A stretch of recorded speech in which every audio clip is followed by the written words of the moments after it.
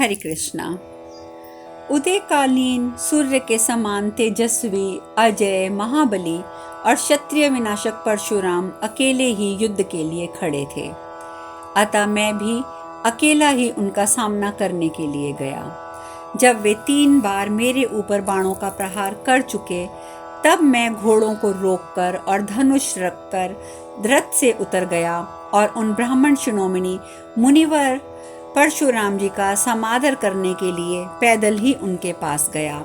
जाकर विधिवत उन्हें प्रणाम किया और उसके पश्चात मैं बोला, भगवान परशुराम, आप मेरा समान अथवा मुझसे भी अधिक शक्तिशाली हैं, मेरे धर्मात्मा गुरु हैं। मैं इस रण क्षेत्र में आपके साथ युद्ध करूंगा, अतः आप मुझे विजय के लिए आशीर्वाद दें। यह सुनकर परशुराम जी ने कहा, गुरुश्रेष्ठ, अपनी उन्नति के चाहने वाले प्रत्येक योद्धा को ऐसा ही करना चाहिए।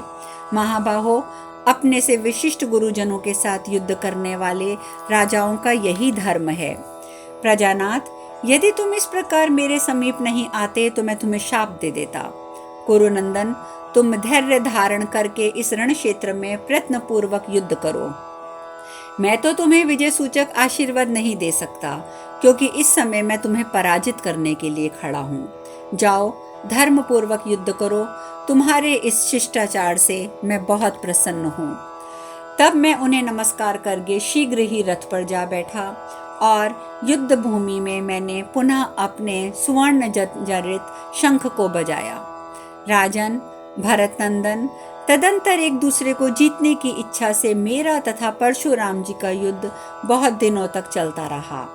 उस रणभूमि में उन्होंने पहले मेरे ऊपर गीध के पंखों से सुशोभित तथा मुड़े हुए पर्व वाले 960 बाणों का प्रहार किया। राजन, उन्होंने मेरे चारों घोड़ों तथा सारथी को भी अवरुद्ध कर दिया, तो भी मैं पूर्वत कवच धारण किए समर भूमि में डटा रहा। तत्पश्चात देवताओं और विशेषतः ब्राह्मणों को नमस्कार कर मैं रणभूमि में खड़े हुए परशुराम जी से मुस्कुराता हुआ बोला, ब्राह्मण, यदि आप अपनी मर्यादा छोड़ बैठे हैं तो भी मैं सदा आपके आचार्य तत्व का सम्मान करता हूँ। धर्म संग्रह के विषय में जो मेरा दृढ़ विचार है उसे आप सुन लीजिए। विप्रवर, आपके शरीर में जो वेद हैं, जो आपका महान ब्राह्मणत्व है तथा आपने जो बड़ी भारी तपस्या की है, उन सब के ऊपर मैं बाणों का प्रहार नहीं करता हूँ। हे परशुराम, आपने जिस क्षत्रिय धर्म का आश्रय लिया है, मैं उसी पर प्रहार करूंगा, क्योंकि ब्राह्मण हथियार उठाते ही क्षत्रिय भाव को प्राप्त कर लेता है। अब आप मेरे धनुष की शक्ति और मेरी भुजाओं के बल को देखिए। वीर, मैं अपने बाण से आपके धनुष को अभी काट देता हूँ। भरत श्रेष्ठ, ऐसा कहकर मैंने उनके ऊपर तेज धार वाले एक भल्ल नामक बाण का प्रहार किया। उसके द्वारा उनके धनुष की कोटि अग्रभाग को काटकर पृथ्वी पर गिरा दिया। इस प्रकार परशुराम जी के रथ की ओर मैंने गीध की पांख वाले 100 बाण चलाए। वे बाण वायु द्वारा उड़ाए हुए सर्पों की भांति परशुराम जी के शरीर में धंसकर खून बहाते हुए बह चले। राजन, उस समय उनके सारे अंग लहूलुहान हो गए। मैं जैसे मेरु पर्वत वर्षा काल में गेरु आदि धातुओं के मिश्रित से जल की धार बहाता है, उसी प्रकार उस रणभूमि में अपने अंगों से रक्त की धार बहाते हुए परशुराम जी शोभा पाने लगे। राजन, जैसे वसंत ऋतु में लाल फूलों के गुच्छों से अलंकृत अशोक और खिला हुआ पलाश सुशोभित होता है, परशुराम जी की भी वैसी ही शोभा हुई। तब क्रोध में भरे हुए परशुराम जी ने दूसरा धनुष लेकर अत्यंत तीखे बाणों की वर्षा की। वे नाना प्रकार के भयंकर बाण मुझ पर चोट करने में मेरे मर्म स्थानों का भेदन करने लगे। उन्होंने मुझे कंपित कर दिया। तब मैं पुनः अपने आप को स्थिर करके कुपित हो उस स्थान में, उस युद्ध में परशुराम जी पर सैकड़ों बाणों की वर्षा करने लगा। राजन, उस समय भारत, तब मैं दया से द्रवित हो स्वयं ही अपने आप में धैर्य लाकर युद्ध और क्षत्रिय धर्म को धिक्कारने लगा। राजन, उस समय शोक के वेग से व्याकुल होकर मैं बार बार कहने लगा, अहो, मुझ क्षत्रिय ने ये बड़ा भारी पाप कर डाला, जो धर्मात्मा और ब्राह्मण गुरु को इस प्रकार बाणों से पीड़ित कर दिया। भरत, उसके बाद से मैंने परशुराम जी पर फिर प्रहार नहीं किया। इधर सहस्त्र किरणों वाले भगवान सूर्य इस पृथ्वी को तपाकर दिन का अंत होने पर अस्त हो गए, इसलिए वह युद्ध भी बंद हो गया। इस प्रकार श्री महाभारत उद्योग पर्व के अंतर्गत अंबोपाख्यान पर्व में परशुराम और भीष्म का युद्ध विषयक 179वां अध्याय पूर्ण हुआ। भीष्म जी कहते हैं, राजन, तदंतर अपने कार्य में कुशल एवं सम्मानित सारथी ने अपने घोड़ों के तथा मेरे भी शरीर के चुभे हुए बाणों को निकाला। घोड़े टहलाए गए, लोट पोट कर लेने पर उन्हें नहलाया गया, फिर उन्हें पानी पिलाया गया। सब प्रकार से जब वे स्वस्थ और शांत हुए, तब प्रातःकाल पुनः युद्ध का आरंभ हुआ। मुझे रथ पर बैठकर कवच धारण किए शीघ्रता पूर्वक आते देख प्रतापी परशुराम जी अपने रथ को सुसज्जित करते हुए पहुंच गए। तदंतर युद्ध की इच्छा से परशुराम जी को आते देख मैं अपना श्रेष्ठ धनुष छोड़कर सहसा रथ से उतर पड़ा। भरत, पूर्वत गुरु को प्रणाम करके अपने रथ पर आरूढ़ हो युद्ध की इच्छा से परशुराम जी के सामने मैं निर्भय होकर डट गया। तदंतर मैंने उन पर बाणों की भारी वर्षा की। मुझे भीष्म पर भी बहुत से बाण उन्होंने बरसाए। तत्पश्चात जन्मादग्नि कुमार पुनः अत्यंत क्रुद्ध होकर मुझ पर प्रज्वलित मुख के सर्पों की भांति तेज किए हुए भयानक बाण चलाने लगे। राजन, तब मैंने सहसा तीखी धार वाले भल्ल नामक बाणों से आकाश में ही उन सब के सैकड़ों और हजारों टुकड़े कर दिए। ये क्रिया बारंबार चलती रही। इसके पश्चात प्रतापी परशुराम जी ने मेरे ऊपर दिव्यास्त्रों का प्रयोग आरंभ किया, परंतु महाबाहो, मैंने उनसे भी अधिक प्रक्रम प्रकट करने की इच्छा रखते हुए दिव्यास्त्रों का ही निवारण कर दिया। उस समय आकाश में चारों ओर बड़ा कोलाहल होने लगा। इसी समय मैंने जन्मादग्नि कुमार पर वायव्यास्त्र का प्रयोग किया। भरत, परशुराम जी ने गुह्यक अस्त्र द्वारा मेरे अस्त्र को शांत किया। तत्पश्चात मैंने मंत्र से अभिमंत्रित करके आग्नेय अस्त्र का प्रयोग किया, किंतु परशुराम जी ने वर्णास्त्र चला दिया। इस प्रकार मैं परशुराम जी के दिव्यास्त्रों का निवारण करता और शत्रुओं का दमन करने वाले दिव्यास्त्र वेता तेजस्वी परशुराम भी मेरे अस्त्रों का निवारण कर देते। राजन, तत्पश्चात क्रोध में भरे हुए प्रतापी विप्रवर परशुराम ने मुझे बाएं लेकर मेरे वक्षस्थल को बाण द्वारा बींध दिया। भरत श्रेष्ठ, उससे घायल होकर मैं उस श्रेष्ठ रथ पर बैठ गया। उस समय मुझे मूर्छित अवस्था में देखकर सारथी शीघ्र ही अन्यंत्र हटाकर ले गया। भरत श्रेष्ठ, परशुराम जी के बाण से पीड़ित होने के कारण मुझे व्याकुलता हो रही थी। मैं अत्यंत घायल और अचेत होकर रणभूमि से दूर हट गया था। भरत, इस अवस्था में मुझे देखकर परशुराम जी के अवृत वर्ण आदि सेवक और काशीराज की कन्या अम्बा ये सब के सब अत्यंत प्रसन्न होकर कोलाहल करने लगे। इतने में ही मुझे चेत हो आया और सब कुछ जानकर मैंने सारथी से कहा, जहाँ परशुराम जी हैं वहीं चलो, मेरी पीड़ा दूर हो गई है, अब मैं युद्ध के लिए सुसज्जित हूँ।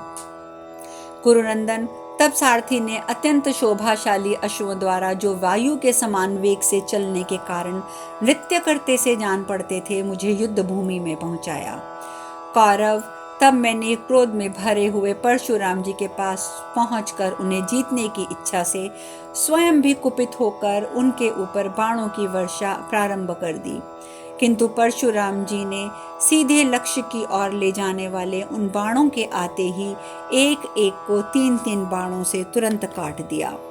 इस प्रकार मेरे चलाए हुए वे सब सैकड़ों और हजारों तीखे बाण परशुराम जी के सायकों से कटकर 2 टूक होकर नष्ट हो गए। तब मैंने पुनः जन्मादग्नि नंदन परशुराम जी की ओर उन्हें मार डालने की इच्छा से एक कालाग्नि के समान प्रज्वलित बाण छोड़ा। उसकी गहरी चोट खाकर परशुराम जी उस बाण के वेग के अधीन होकर मूर्छित होकर धरती पर गिर पड़े। परशुराम जी के पृथ्वी पर गिरते ही मानो आकाश से सूर्य टूटकर गिरे हों, ऐसा समझकर सारा जगत भयभीत होकर हाहाकार करने लगा।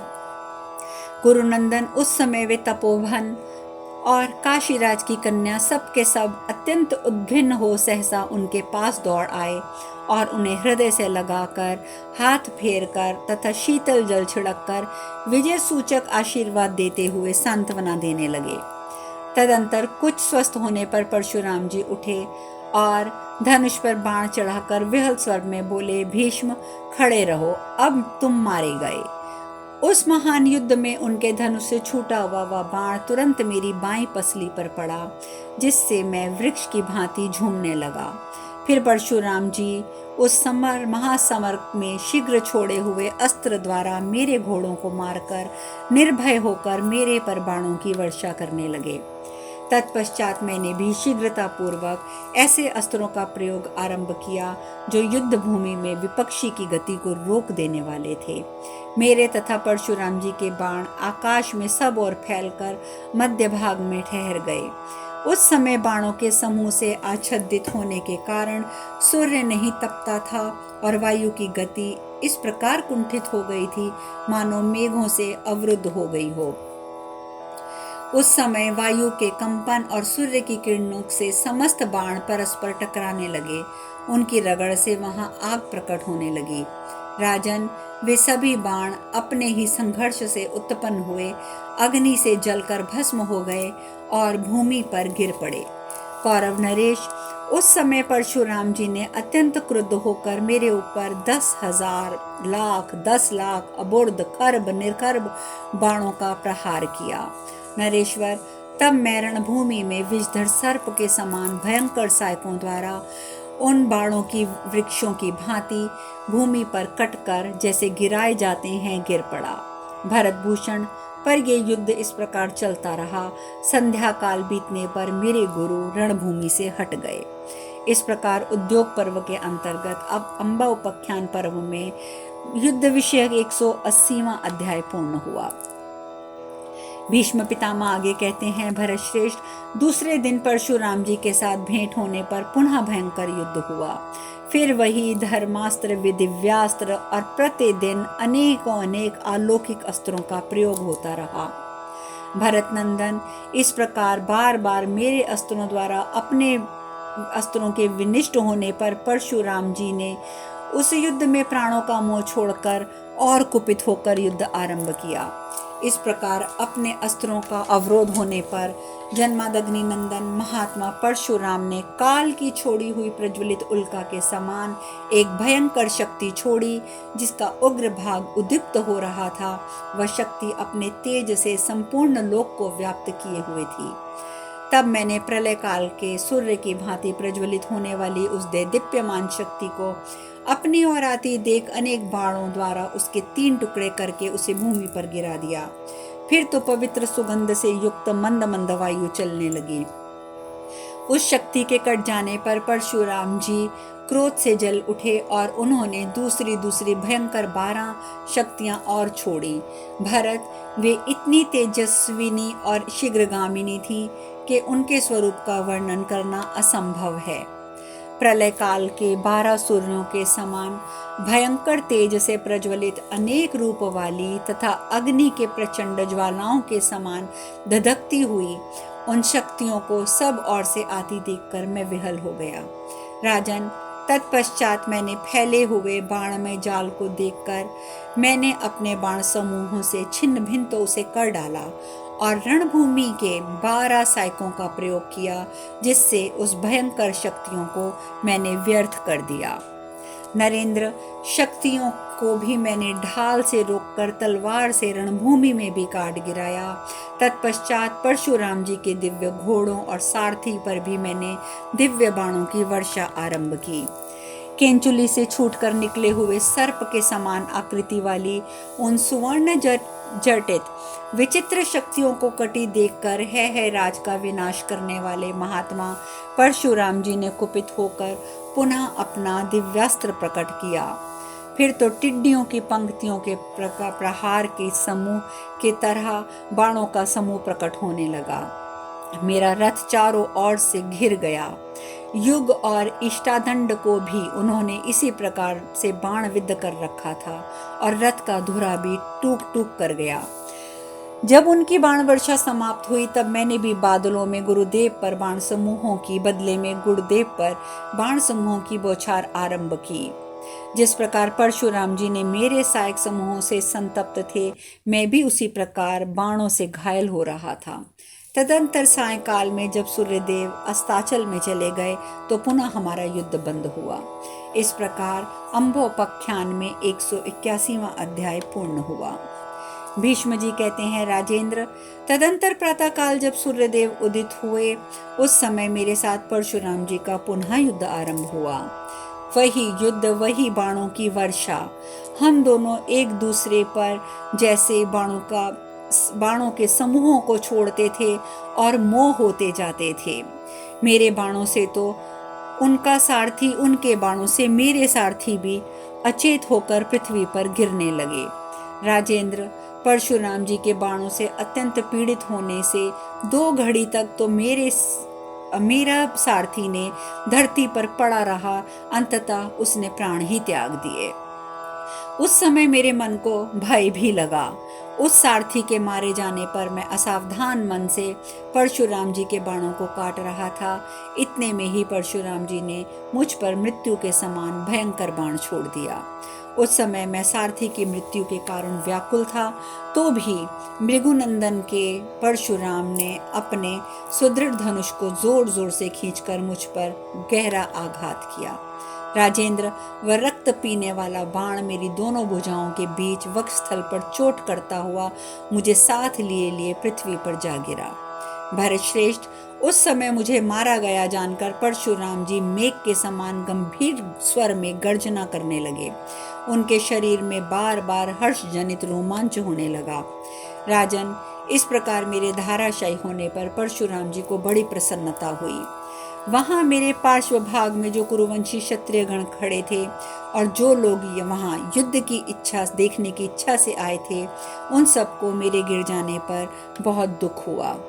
राजसिंह, वहां गिरते समय मैंने देखा कि सूर्य और अग्नि के समान तेजस्वी 8 ब्राह्मण आए और संग्राम भूमि से मुझे सब ओर से घेर कर अपनी भुजाओं पर से मेरे शरीर को धारण करके खड़े हो गए।